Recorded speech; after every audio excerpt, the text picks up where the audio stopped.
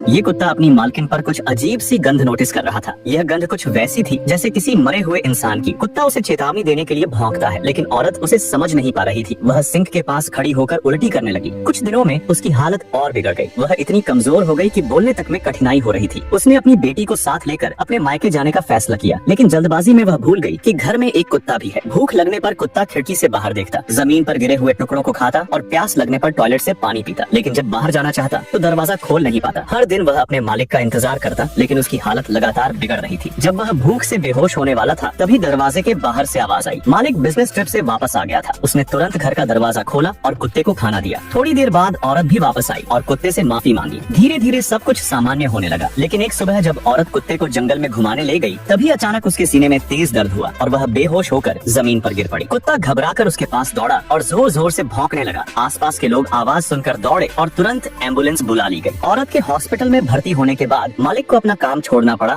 और बेटी की देखभाल की जिम्मेदारी उठानी पड़ी। शुरू में बहुत गलतियां हुई, लेकिन धीरे धीरे उसने अपनी बेटी की जरूरतों का ध्यान रखना सीख लिया। कुछ महीनों बाद ऑपरेशन सफल रहा और औरत अपने माता पिता के घर वापस आई। अब उसने अपने लंबे सुनहरे बाल काट दिए थे और उसका चेहरा पहले से ज्यादा सुस्त हो गया था। कुत्ता हर वक्त उसकी देखभाल में लगा रहता, चाहे वह खुद कितना ही थका हो। वह नींद को नजरअंदाज कर उसकी सुरक्षा में जुटा रहता, लेकिन डॉक्टरों की पूरी कोशिश के बावजूद कैंसर का फैलाव नहीं रोका जा सका। उस रात कुत्ता चुपचाप एक कोने में बैठा अपनी मालकिन को देख रहा था। औरत ने मुस्कुराते हुए उससे कहा, अब मुझे मौत से डर नहीं लगता। आने वाले दिनों में तुम अपनी छोटी बहन का ध्यान रखना। कुत्ता धीरे धीरे उसके करीब गया और उसके हाथ को सूंघने लगा। उसे महसूस हो रहा था कि यह उसकी मालकिन का आखिरी अलविदा है। अगली सुबह औरत हमेशा के लिए सो गई। मालिक और कुत्ता गहरी उदासी में डूब गए। फिर भी वह हर दिन उसकी बेटी के पास रहता, जैसे कि उसने अपनी मालकिन से किया हुआ वादा निभाने की ठानी हो। वैसे क्या आपने कभी अपने पालतू जानवर की ऐसी वफादारी देखी है? वीडियो को लाइक करके अपनी राय नीचे कमेंट में जरूर बताएं।